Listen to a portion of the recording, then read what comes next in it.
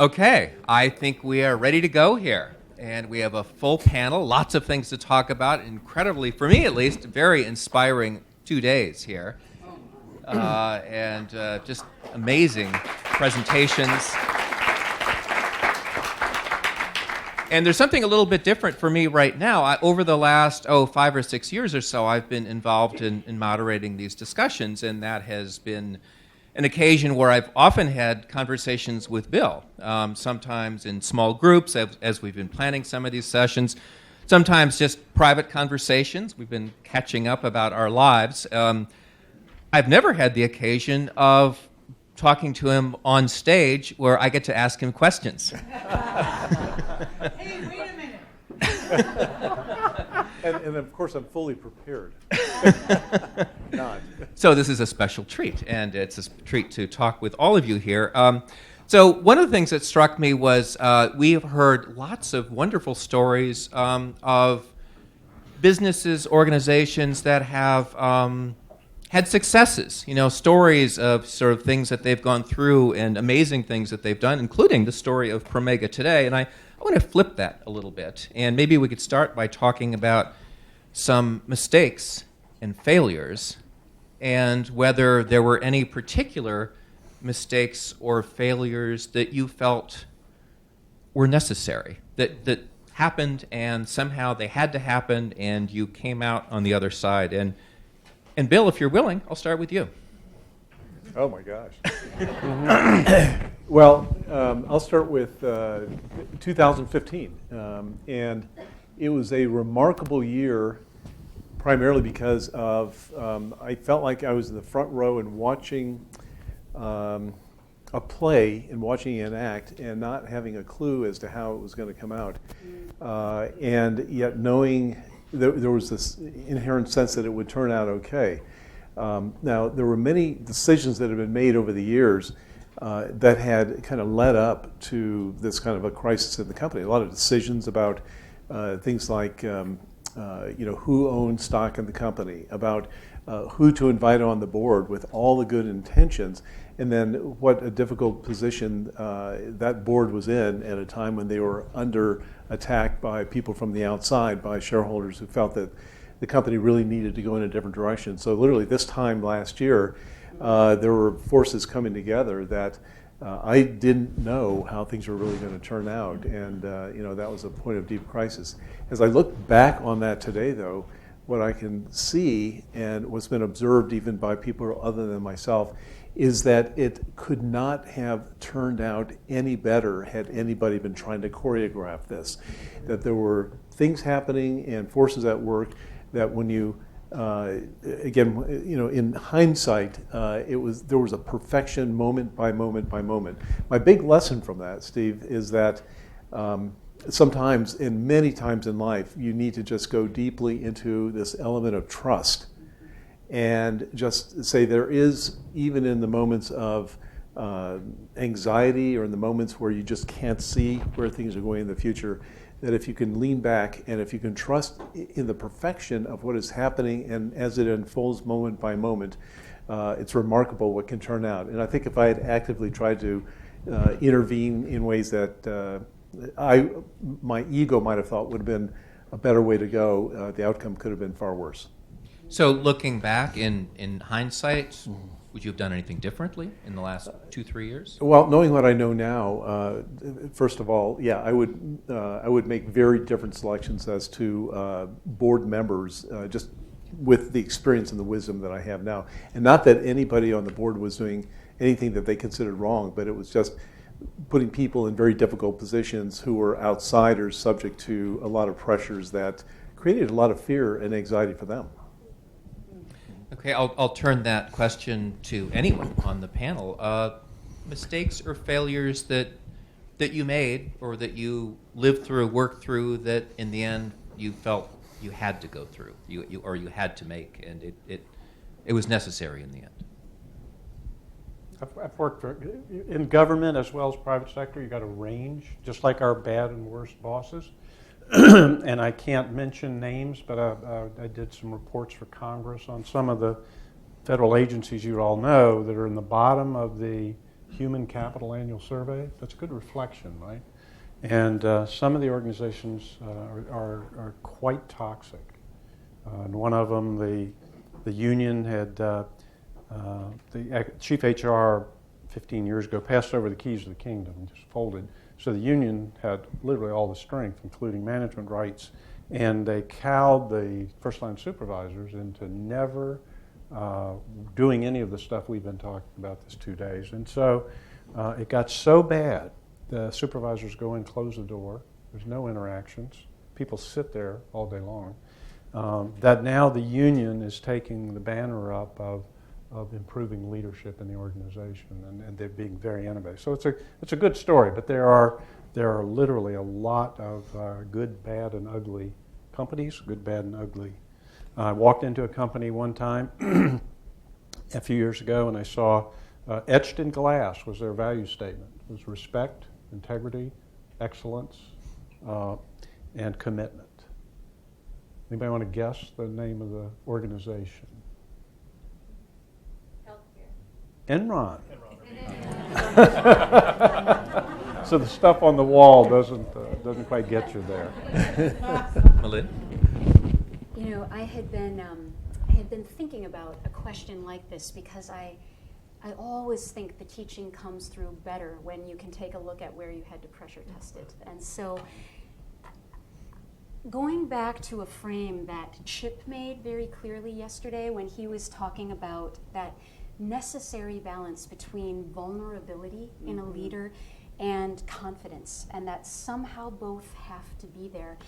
And, you know, I had thought of myself for many, many years as a person who worked well with my own vulnerability, was able to own it, come clean when in certain aspects of medicine, being able to say to people, I don't know that answer, I'm going to have to go look for it.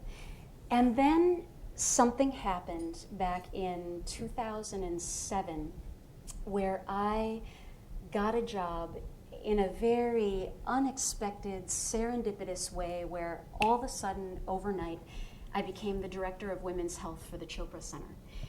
And, you know, in part, so I remember the way in which this had happened. Maybe I can contextualize it in order to make this clear.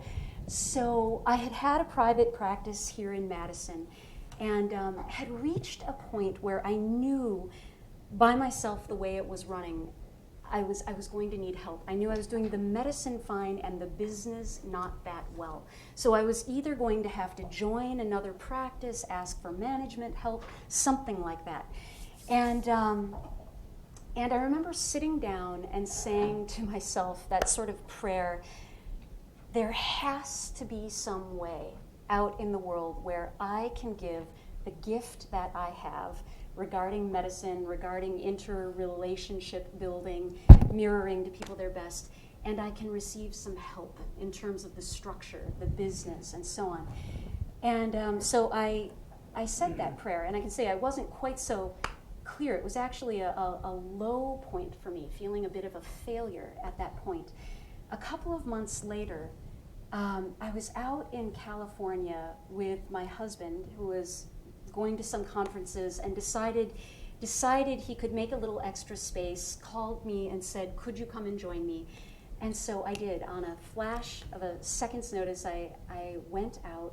We found ourselves driving along, contemplating life, wondering what next positive steps would be, when we passed a sign for the Chopra Center.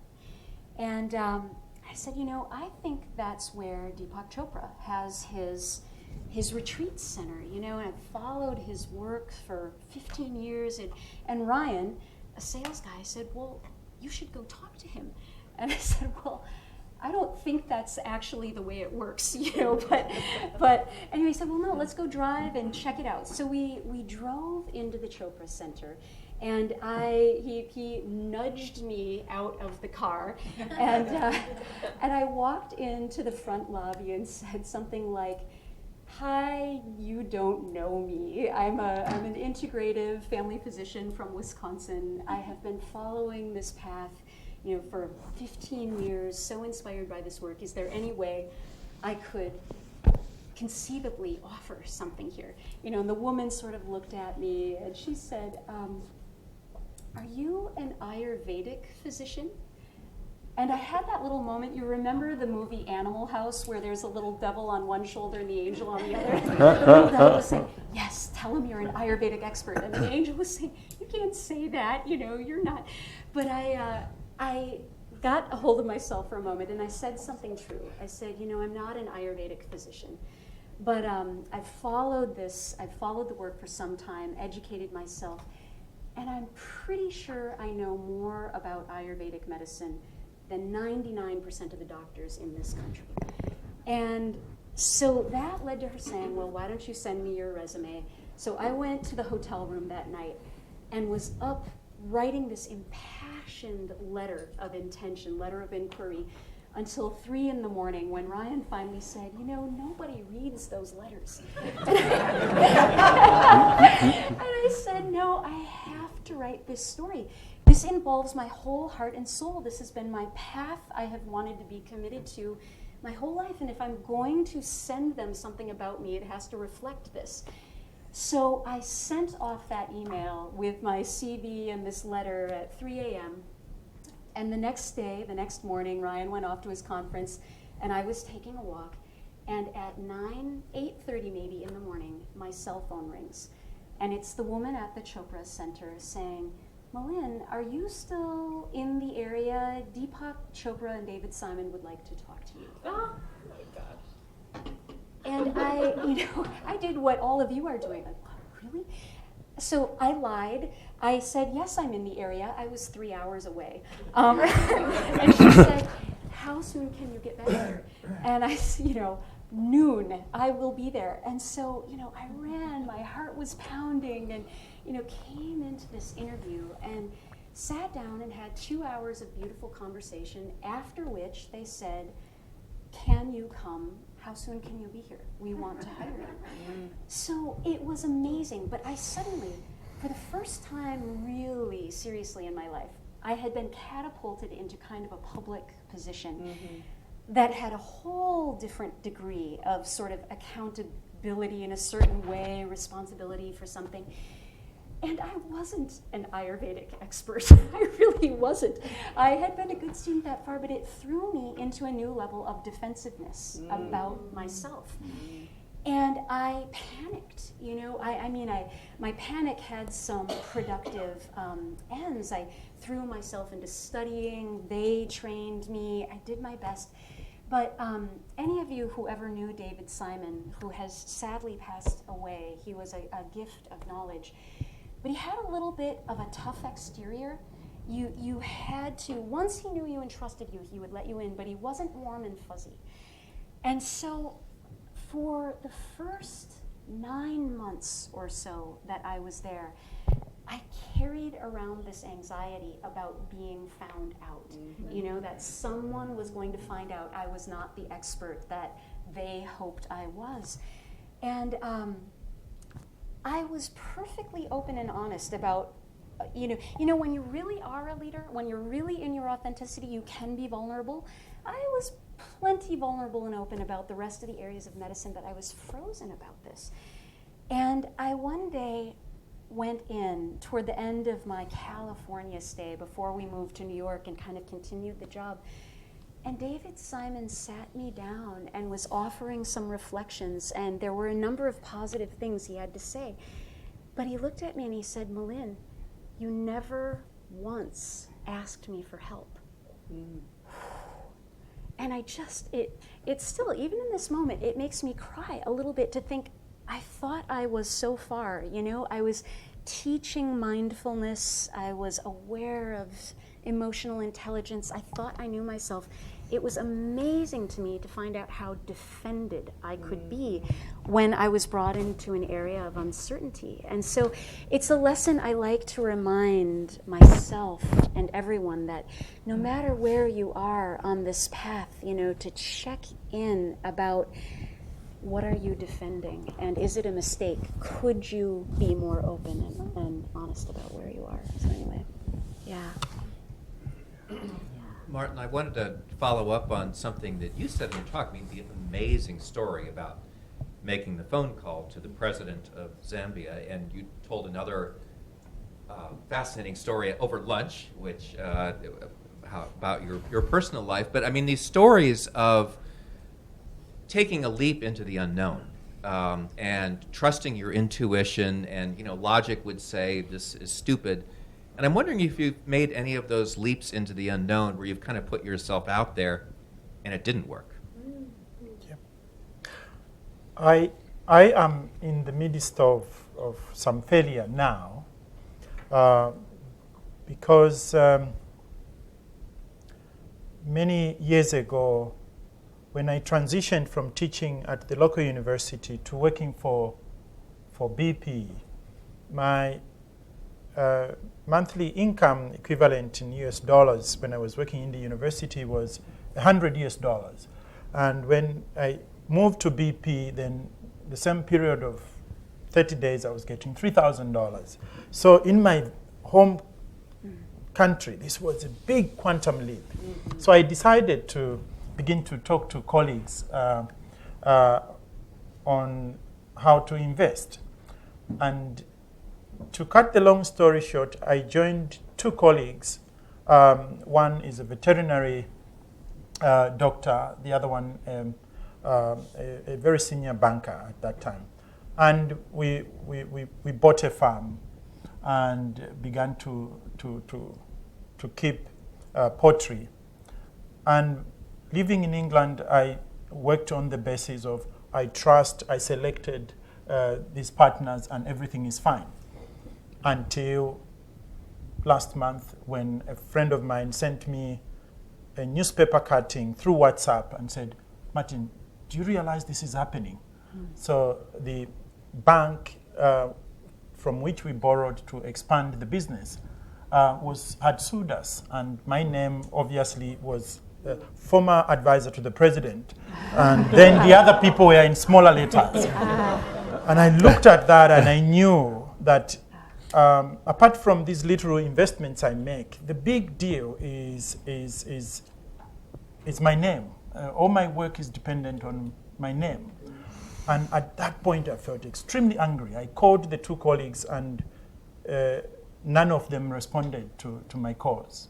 They were either ignoring the calls or just cutting them. I sent text messages, and nothing was working. In that moment, I totally forgot all these values I've been talking about here. In that moment, it was about me and survival.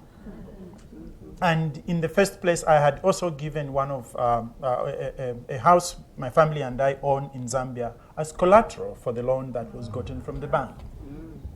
And I was fuming. I got on the plane and I went back to my home country. And after a long search, I came to find out that the bank had been sending messages to my colleagues and I, and because the registered name of the company was an office in Lusaka, the bank didn't send them to me in Oxford. And they had been receiving letters and putting them in the drawer. And these are people I would have felt they are family. And if I dropped dead and my family didn't know about whatever we had been investing in, they would go to them and say, we did this with Martin. But in that moment, I faced up to the possibility that I didn't know them well enough.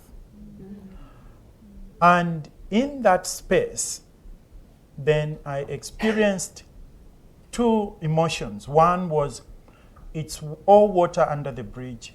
You lose the house, you lose the business, give up, just psych yourself up to start new things. Then the next moment was, it's not over until it's completely over. And I felt I was leaning more on not giving up. And I started phoning friends, and I phoned one colleague, a lawyer, who said, I will represent you, but at half the price. And then I found another colleague who was a finance guru and said, let's talk through this. So to cut the long story short, it's still all up in flames. But there is some silver lining to that. Because when I started going to see the people at the bank, then they told me, oh my God, you never got any letters from us. Did you know? And then the people in the bank started helping me to see how I can challenge the position to repossess the farm and my flat. They started helping me because they felt I had been tricked into the whole venture. They have asked me to put in a new proposal on how I can run the business on my own. And I'm in the process of doing that. But what was interesting for me was, what is interesting now is that I had only 25% of the business. My two colleagues owned the remainder. And my lawyer then said, because they absolutely abused their fiduciary responsibility as people on the ground running the business, you can actually buy them out for £1. Oh. And I called a meeting, like this was 3 weeks ago. I was in Zambia and I said, guys, you have let me down, you have let yourselves down. You may have committed some criminal offenses along the way. If I can buy you out for £1, I will shoulder the cost. And I don't know where the money is going to come from. It just feels a possibility that I can actually take over the business. And when, who was speaking? I think it was the two of you. Yeah? When you were speaking, I literally saw how I can turn that farm into something slightly smaller to what you are doing here. In that moment, I felt a surge of energy within me that should this legal process allow me, who knows, I will have 100% ownership, and I can run it on the values that I think need to be used when you are running an organization.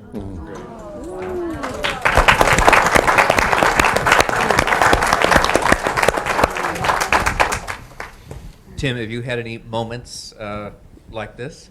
Well, Mike. It's on. It's on. Yeah. Yep. It is. It's on. Oh, is it? Okay. Yeah. I knew that. I almost got pulled into a lawsuit once because I got called into a prospect's office. I had a business of about 150 people, management group of about 10 or so. And within the first hour of meeting with this guy, he was asking me if he should fire one of his directors. Oh my. And I had never met any of his directors. And over the course of the relationship, the number of decisions that he asked me to make for him was unbelievable. But anyway, the long and the short of it is that I knew I should not take this on as a client. I knew that I shouldn't. But it was such a target-rich environment. And I knew that I could do so much. If I could make it work, I could do so much for them. But I also said to myself, I bet within 6 months they're going to be blaming everything on me and fire me. And it was an unbelievable roller coaster ride with these guys. They gave me so much freedom to do so much with them. But that's exactly what happened. In less than 6 months, in 5 months, they fired me. And then they didn't actually sue me. But what had happened is that a few months later, the director that he asked me if he should fire, he fired, and she sued him, and I almost got pulled into it as a whatever, you know. And so the lesson for me was, you know, don't play with fire for playing with fire's sake. I mean, that type of thing is fun to me. I know that sounds a little bit silly, but I love complexity and I love that type of dynamic. But I knew I should have stayed away from it, and so I listen to that voice now. Now, we have some very experienced leaders up here who've had years of leadership responsibility, and I'm wondering if you've come to see that any differently now. And Bill, I'm going to turn back to you. I mean, do you think of what you do as a leader now any differently than what you did 20 or 30 years ago? Do you act differently now as a leader? Yeah. I think for me, as I look back, and the question is, was there some sort of an aha moment that I woke up to some new way of seeing the world? And I don't think there was, but I would liken it to, let's say, a seed that was planted or something that has always been in there, and that over almost year by year by year, almost like that chart that you see on revenue, you know, that one that was put up there, that you put up there, you know, how the company has grown. I think in a way, both myself, and more through the awakening process. It's like it's always been there, but it's come alive and it's woken up year by year by year. And I'd like to remind people that, you know, when you have an experience like this, that we've had these 2 days, or you walk in the Feynman Center, and if you walk away and you go, wow, that's only the beginning.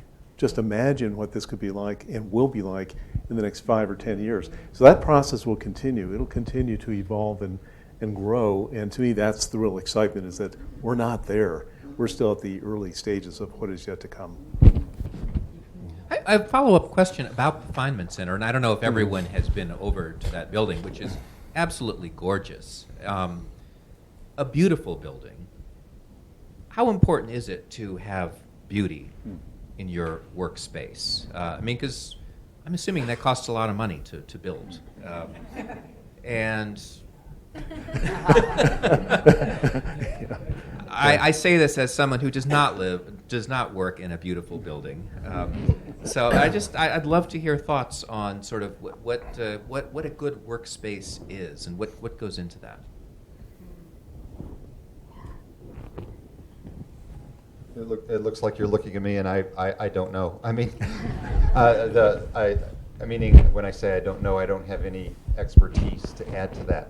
But I can say that coming here is a wholly different experience from any other client that I have. And I know that when I come in from California and enter the campus and stay in the guest house, my body relaxes and I'm eager to get to work. That's about all I can say.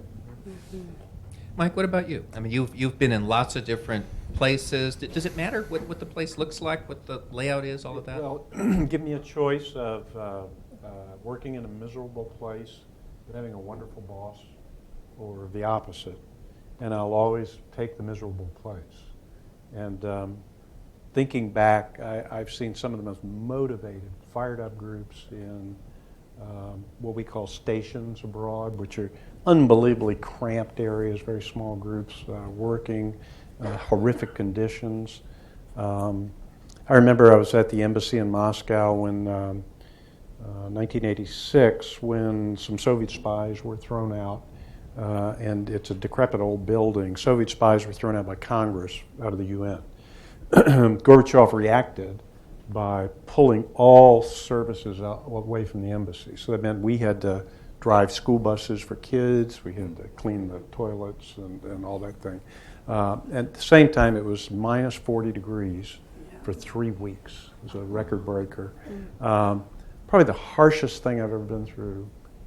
And yet, this group coalesced, hideous conditions, hideous building, and it was one of the best times of our lives. It's kind of odd. What's exciting to me is, you going back to Promega, you've got the philosophies right, the people are right. I mean, I know we're never perfect, but you've got the spirit, and you've got the building. That's not bad, is it? I'll take that any day of the week. Malynn? Oh, just to say that, you know, I had been wondering really, is the beauty necessary or sufficient? And on the one hand, I think I had to say no to both, you know, in that I'm just thinking of a friend of ours who's in the midst of trying to start a mindfulness program in inner city Milwaukee and Racine, where there's nothing beautiful, nothing extra about these classrooms, and yet these enthusiastic teachers and students are coming together and doing this thing that is increasing their trust, increasing their presenteeism, you know. So that's an answer on one side of a paradox that says beautiful things can happen with the spirits of dedicated people in the dingiest of circumstances. And on the other hand of that paradox, a little like you just said, Mike, you know, back I remember doing a project with some children living in and around the Bronx and trying to bring in mindfulness. And at some point, somebody said, how can we break through to these kids when they haven't had a breath of beauty and safety in years, you know? So one day we just took them to the Wave Botanical Gardens, you know, and let them just be amongst flowers, see the sky, and then reset. So I really think it's a paradoxical both and, you know? Yeah. I have another question sort of following up on the Promega experience, but I think it's much broader than that. I was very impressed by that chart of the revenue growth. It just goes up and up and up. And you were saying that's one of the goals of Promega. I mean, not surprisingly, if we look at the question of growth on a planetary scale, a sustainability scale, a lot of people say the Earth can't handle more growth. I mean, you know, our consumer culture is eating up the Earth. We are destroying the remaining wild places on this Earth. And there are a number of very smart people who I respect say what we need is we need a no-growth economy. So my question is, what does growth mean to you? Any of you? Bill, do you want to take that? Well, I'll respond because, I pointed to that growth chart as something good, right? And so the question is that? I think it depends on what the source of that growth is. Someone had said earlier that we saw, the question was posed, and I think with a good answer, that it does make a difference how you're making business, how you're making money. People generally like to be involved in something that is evolving and developing and has growth potential. There's something that's nice about that for the human spirit, to know that you can go in and at the end of the day or at the end of a month or a year, something has in fact improved. You've done something to kind of, in a sense, move the needle. But I think it's really important to ask, well, how is that being done, and what is the footprint that we're leaving on the planet, whether it's a carbon footprint or use of resources, appropriate resources. And I think year by year we're just simply waking up more to what that footprint needs to look like. So I don't think growth by itself is bad. I think it's the quality of the nature of the business that's far more important, though, than simply getting a bigger number every year.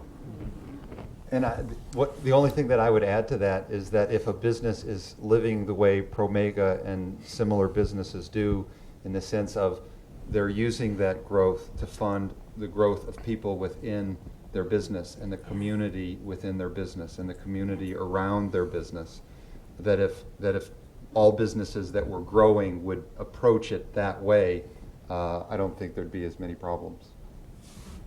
Martin, do you think about this at all, sort of the question of what growth means? Yeah, as someone who is an African living in the Western world, I have never learned to get accustomed to the amount of consumption that happens here. The appetite for more, for new, is absolutely frightening. Yeah. Because I grew up with one pair of shoes which you wore when going to church and at Christmas and to school. And when we came back, we took it off, and then we were allowed to only change or to request for a new pair at the end of the year. To imagine this sort of thing, every time I go to a rubbish dump, I always think of my village where I came from. And I can't imagine a society which does not repair things. Doors of cars, when they're bumped into, have to be plucked out and a new one fixed. Everything, there is no repair going on. At least maybe in England, that's what I observe. And that's frightening for me. And when you do that on a large scale, no matter how you justify that under beauty, under efficiency, that is wastage. And people have become accustomed to that. So what is growth for me? It is when I think of our communities, nature, and individuals renewing themselves in what I'm seeking to do. If there is a tip like that, something is becoming worse off and its capacity to renew itself is reduced, then that growth is not desired. But I think it comes from wiring oneself where new is better, more is better. And I've never if you look at the amount of food we are throwing as humans, it's insane. If you look at the amount of cotton we are taking back to the soil, it's frightening. And all that is purported to come from organizations, business institutions that are registering increased growth. I'll take a shot at that. I guess my answer is more depressing, but I've got a happy message underneath it, okay? So it would be, at no time in history have we ever gone through a full presidential cycle where we never hit 3% GDP. What's going on? Well, I don't think it's Obama. I think that the deadwood from the 2008 financial collapse was never cleared. Well, there was a lot of money put in to prop up the financial structure. So we're lugging. We're talking under 2% growth. And then you look at the developed world, and there's some mega trends going on. One of them is the demographic slowdown, which means that GDP is directly related to people. So every major country has got pretty severe demographic problems. Ours is less so, but you can see the curves. China in 2 years, their one-child policy starts. Japan is in severe decline. It's irretrievable. All of those factors are going to have impact. So if you're wishing for no growth, we may get there. The second thing is we've got the greatest overcapacity in the history of the world because of financing, especially in China, where if you look at the steel numbers, the concrete numbers, the iron numbers, it's nothing like in the history of the world has the overbuilding occurred, that at some point, to keep jobs, they're going to flood the world and create a deflation. We already see that, but I mean, it's going to get much bigger. And the numbers are there. You can crank the numbers. And then the third thing in the developed world, everybody got into too much debt. Every country. It's remarkable. It's not us. It's literally everybody. And either their corporate sector or the personal sector or the government sector is in too much debt. So you're not going to get more growth like we did borrowing from the future with the debt. So all those three trends are kind of nasty-looking trends. But that's a great opportunity because maybe we'll start paying more attention to human capital. And back to what you were talking about, the consumption, I find people are starting to seem to be getting a little exhausted from all of our buying, right? And we're all questioning, our daily lives with the 70% emails and all of the constant communications, and it's causing stress. What's more important in life? Relationships with our children and so on. So I see some healthy discussion of all this starting.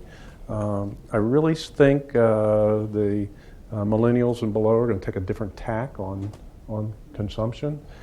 So let's say we did get to that flat growth area, not intentionally, but we get there. What I would love to see is rapid growth with the promegas and people really providing quality of life, and maybe a little bit of a decline in some of the old stodgy, traditional organizations. So, but it all equals zero, right? If I could just, building right on the last two comments, there's been a scenario I've dreamed about, and then that ends with a question.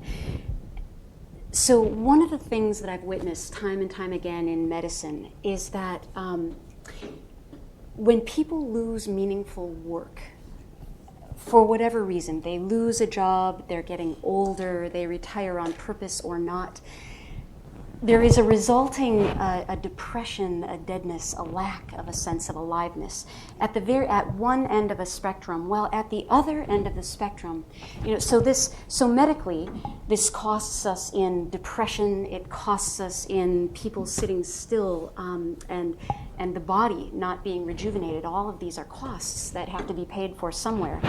At the other end of the spectrum, we have busy young families, sometimes single mothers, single parents, who just with the gift of a little more time, a little support, wouldn't find themselves pressed to the end of their tempers, yelling at their child, hitting a child because they are simply overwhelmed with the demands. And I keep wondering if there is a way for a country like this, any country, to invest in, instead of the goods, the massive consumption, rather to invest in this human capital where we could trade human resources across a spectrum. People with the gift of time and wisdom could be paired with people at the other end who just need a little support. I've wondered if lay people could be trained as lay psychologists, because we know communication heals. Time, the conversation spent with another heals. These would be the kinds of investments that would not be in goods, but in services that matter. So the question at the end is, who gets incentivized to take that on?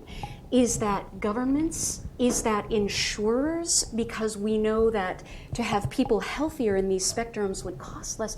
Is it corporations that can take it on because they know it enriches the lives of people who work there and in the community? So it's just sharing back a question to your question. But yeah. I have more questions as well, but I want to make sure that we give our audience time here. So if you have questions, raise your hands. You have to wait for the mic, and let's go right over here.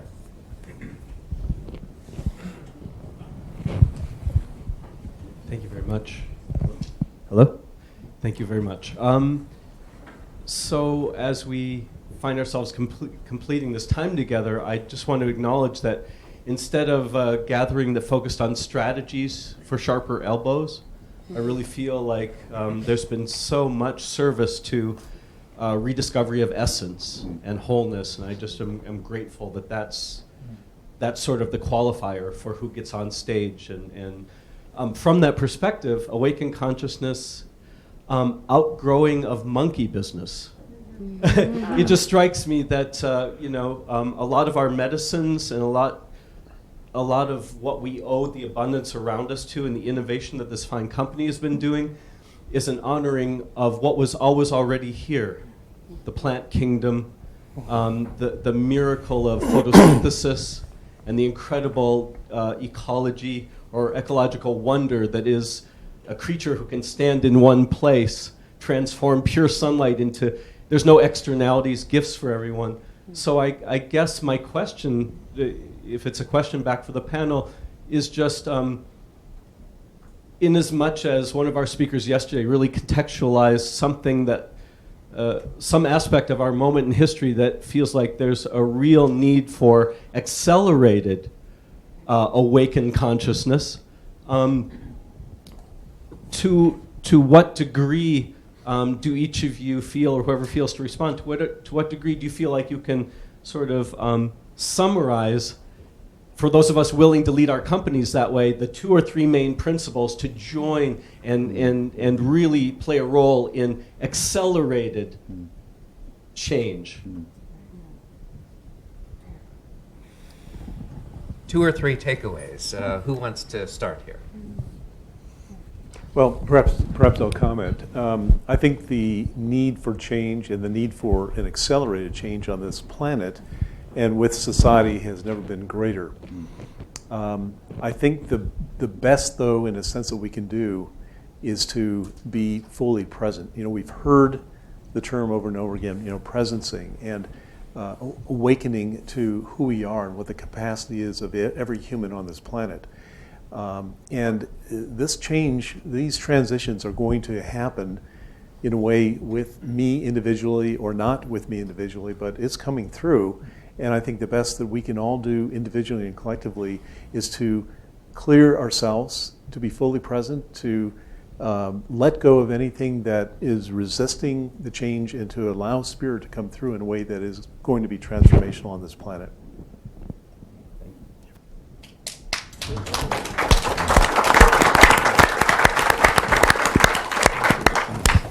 Anyone else want to follow up?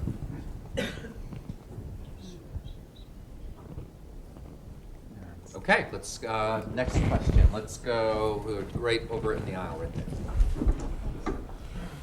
Thanks for the great comments. I'm just starting to do some training with a Grace Hospice, and when I pulled out last night, I went, oh yeah. And so some of the comments today, and your comment, Malia, just now about, I know that there's some organizations that, I think in Atul Gawande's book, if you haven't read it, Being Mortal, I think there's a lot of undertones of what his book talks about and what we've been talking about in the last 2 days. But the notion of having daycare centers attached to nursing homes and assisted living places has really brought a lot of meaning and purpose to their lives. And not that Promega needs to take on anything more, but I couldn't help but drive out of here and think, wow, Grace Hospice is right here. And the awakened consciousness and the concept of spirit moving through, which is part of what's driven me to go there, I think has opportunities for corporations or for people that could really be something special for even bringing that concept into people here, because I think we always think about it as a living will or something like that, but it's so much more about how are we having these conversations, within the medical community or with families, not when somebody's on their deathbed. So just a notion of awakened consciousness, within the living being mortal. Okay, thank you for that comment. Let's see, let's go right over there. Thank you. We've heard a lot of examples of the lack of self-awareness causing destruction and pain. And conversely, we've seen all the potential benefits of awakened consciousness. What do y'all think needs to be done in way of building infrastructure in this country as far as media, government, medicine, to increase self-awareness?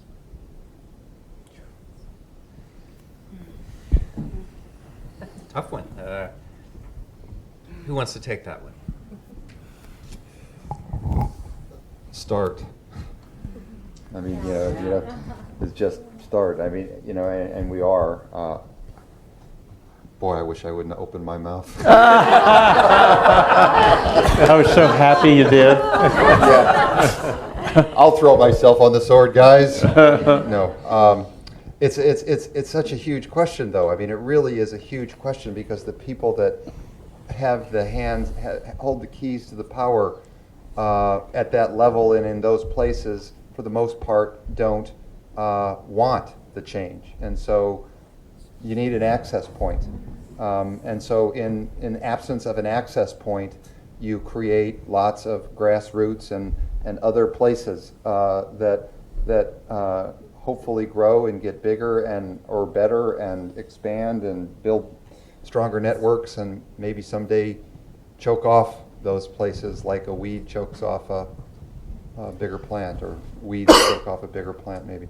Or maybe I should say, maybe flowers choke off a big weed. I'll take a small shot at that too, but I'm really going to have to think about that question a whole lot, because that is really important. But one small sliver is, I think we got to stop overlooking people who do have talent. And I'll give you an example. One of the greatest companies, really, we were talking about earlier, selection and getting validity up, so you make better decisions about who's going to be your coaches and who's going to be dealing with people in management positions and all that. And Ritz-Carlton is a phenomenal organization that way. And it follows what Gallup preaches, which is look for talent and let people go. Let them use those talents, rather than trying to put the square peg in the square hole. So they really do that. And they discovered they were doing some leadership assessments, and they found a maid at Ritz-Carlton who was off the charts. So it's kind of hard to take a maid and say, hey, you're going to be an executive tomorrow. But they assigned a coach. They put her on a development program, and today that woman is vice president of Ritz-Carlton. So how many people are like that we're missing? Because it's easier to pick them, we know, then probably going the other way, which is take remember Fred, my worst boss, and try to create self-awareness some way in Fred. Yeah. Now, Martin, you have also worked in government. Any thoughts on trying to bring self-awareness there? One of the saddest observations and experience I got working for government at that level was that there was no space for quality dialogue among adults. Whether you say that has been generated by our culture of deep respect to elders and to people in authority, I do not think you can easily explain it like that. The most common words I ever heard sitting in cabinet, the president and his ministers, were, Your Excellency, my colleague just took words out of my mouth. I was going to congratulate you so it was hero worship throughout. And I used to think it was African, but I had the privilege of being taken into number 10 Downing Street as part of my induction. The same story happens. The capacity for us human beings to hero worship those in position of authority, either because they are politically powerful or economically powerful, is frightening.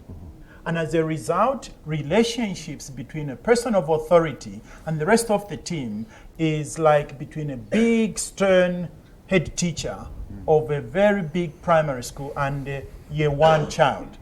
These are very unhealthy relationships. The capacity of us to want to please those in authority is frightening, to the point that there is no genuine dialogue taking place between bosses, whether politically so or economically so, is frightening. So everything has been reduced to a child-adult relationship, but in a manner that is not punctuated with love. And as a result, we do not have spaces where genuine conversations are taking place.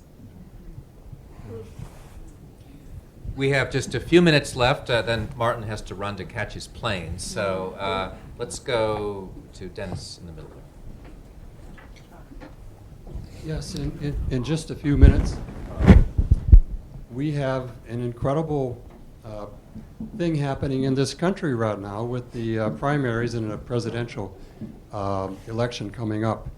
And there's obviously a lot of pain and anger in this country. And given the things that you were talking about these last couple days, what would you recommend that we would do in this country if you could coach the political parties, or how we would act with each other and so on, applying some of these principles to a crisis situation in America right now? Okay, put on your political consultant hat here. Okay. These are tough questions, boy. I'd like to give a comment, and it's probably a comment or a reflection on the last question about, fixing things, whether it's government or this also kind of rolls in the political process. And, I think each of us in some sense feels a bit helpless about, whether it's some aspect of the healthcare or government or various political processes, and the more you take in from news media, the more daunting it can look, and in a way depressing. And I kind of look at the world in a quite a bit of a different way, and that's that. In the story that I really like is the one that Mike was telling about Mac Baldridge, and the fact that he would just go in and sit with a group of people, and that small number of people then would go and tell other people, and I call that sort of it's a ripple effect. And if you take a still body of water and you drop it in a very, very small pebble, there are ripple effects that go to the far edges of that pond. And each of us, every one of us, have gifts. Every one of us has insight. Each one of us are bringing things, from these 2 days and from our lives that through small ways can have ripple effects wherever we go. It can be something as simple as, you're going through a food store, and you simply, meet somebody, or they look up, and just simply looking at them with an attitude of gratefulness, or a word said to somebody in passing. It could be at work, it could be anywhere. That small gesture, or what you bring through in that moment, can have ripple effects that you can never, ever predict. And so sometimes, rather than trying to solve these huge problems where we get pretty depressed about how do you move the levers, because most of us individually can't move the levers of government, the things that we can do in these small moments, day by day by day, the impact can move the planet. In fact, it's the only thing it ever has.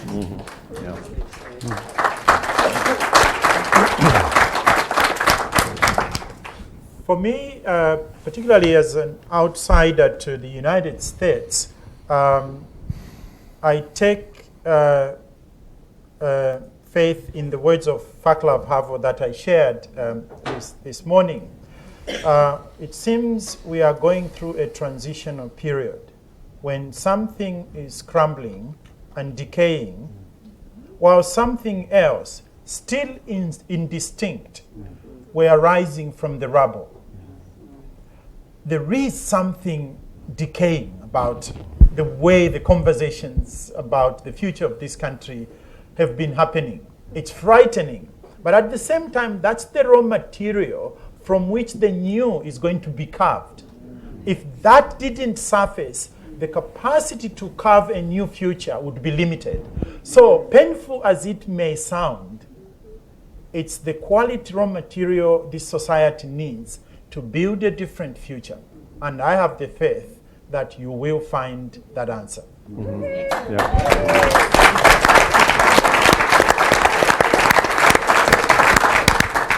Well, that is a very inspiring note to end on. So thank you to our wonderful speakers here, and thanks to all of you.